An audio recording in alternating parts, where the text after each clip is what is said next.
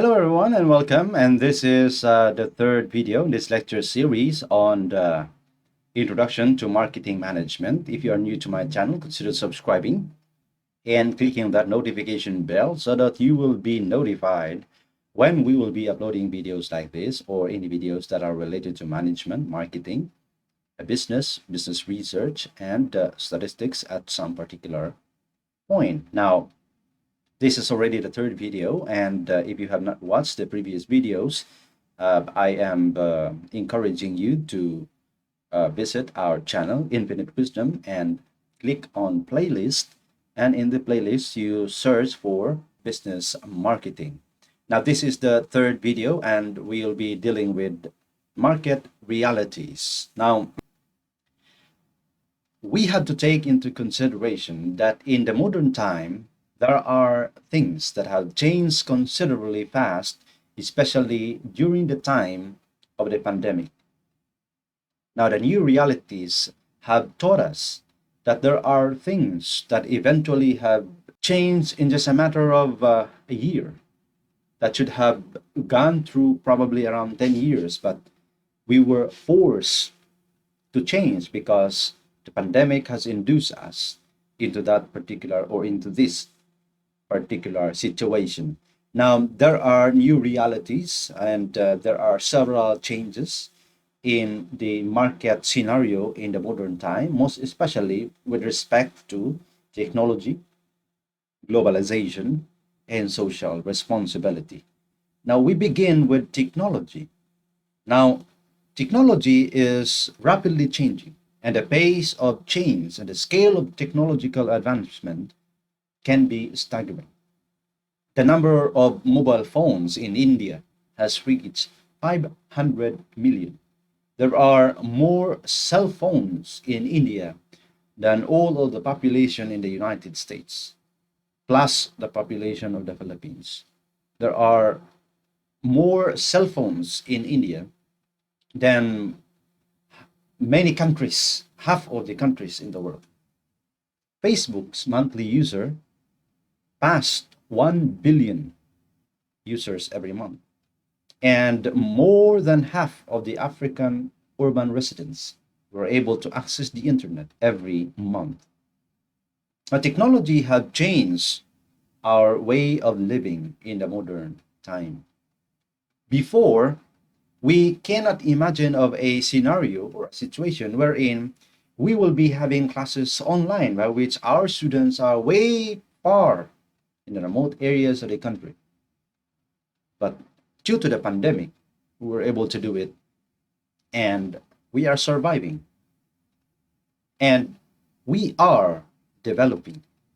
Technology have induced us to make communication in the speed of light. We can communicate from the Philippines to the United States without delay, just probably a fraction of a nanosecond delay.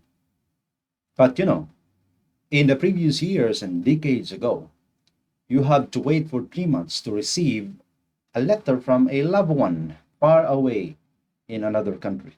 But now that's no longer the case. You can talk face to face, and there's no delay in the communication. That's the reason why marketing has also to meet these particular societal and technological change.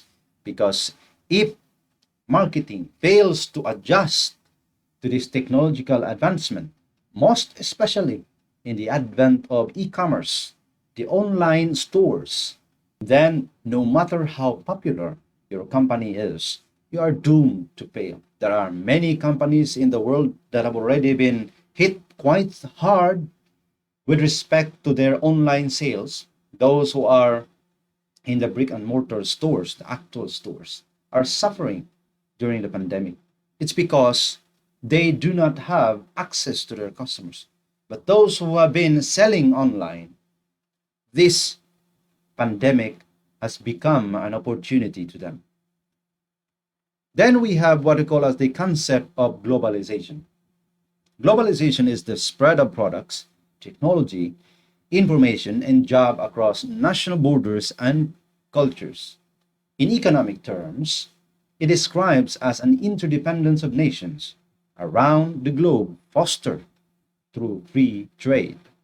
Now, globalization is a good concept because you are able to exchange product from anywhere in the world. When you start selling something in your backyard, you can actually sell these products, the products that you are selling, to the other side of the world. And that is possible through the concept of globalization. The downside of globalization is that those who are less competitive countries will be left behind. And so you have to struggle up to the top in order for you to get noticed by everyone around the world. That's the reason why we have the advent of what we call as standardizations, uh, these quality assurance, so that the quality of the product you produce is at par with the standards of the world. And so, with this in mind, marketers must think that with globalization being the rapidly advancing natural norms of the new world order, we as marketing officers or marketing managers who has the concept, the right understanding of the new realities of the market scenarios must adjust and make our strategies and marketing campaigns fit to these new realities of the market environment. Globalization is a threat to those who fail to compete in the international arena.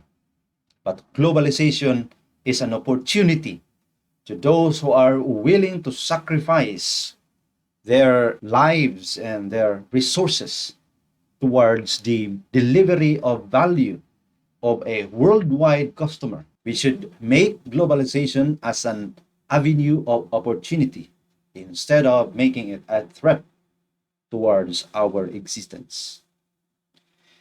Then we have social responsibility, the situation of the third world countries where there is rampant poverty, pollution, water shortages, climate change, wars, wealth concentration demands our attention.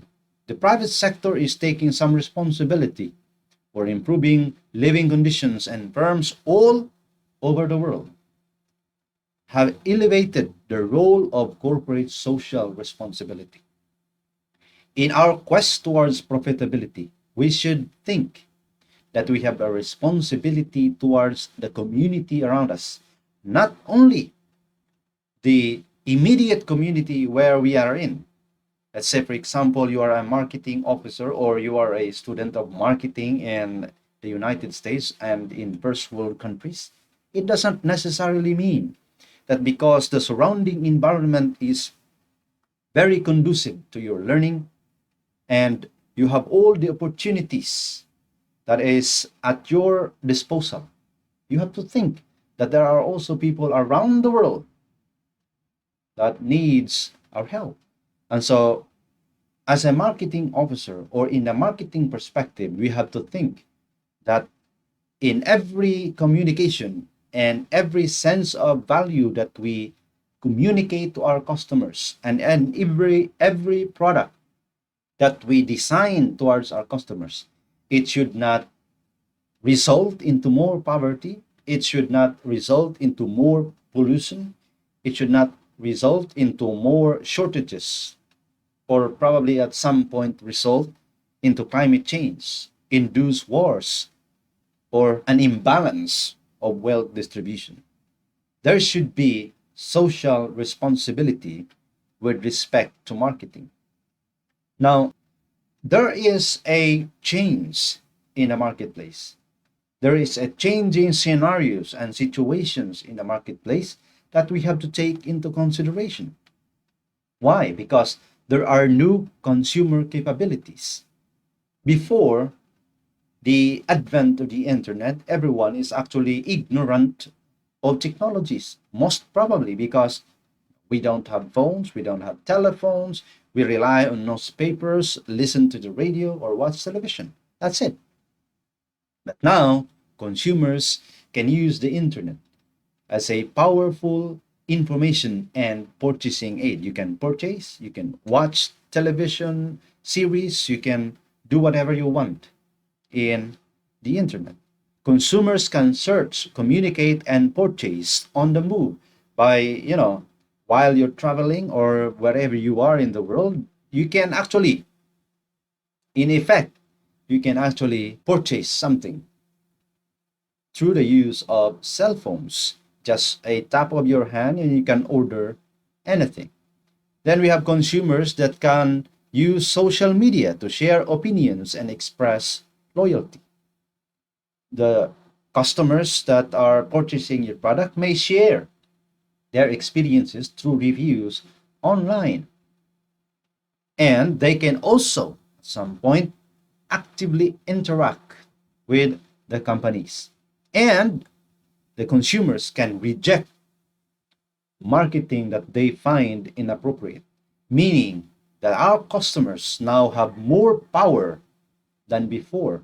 And so we have to think and we have to adjust in this particular new reality. Then we have new capabilities of companies.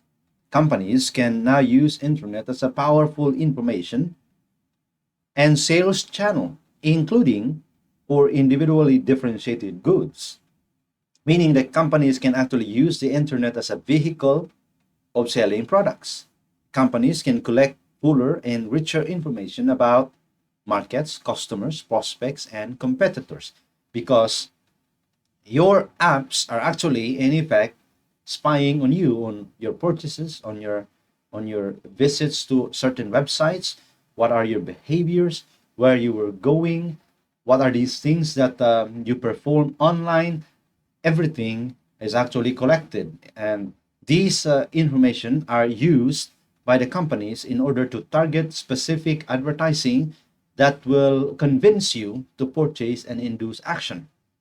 Companies can reach consumers quickly and efficiently via social media, mobile marketing, sending targeted ads, coupons, and information. Companies can improve purchasing, recruiting, training, and internal and external communications. And of course, companies can improve their cost efficiency because of the advancement of modern technology.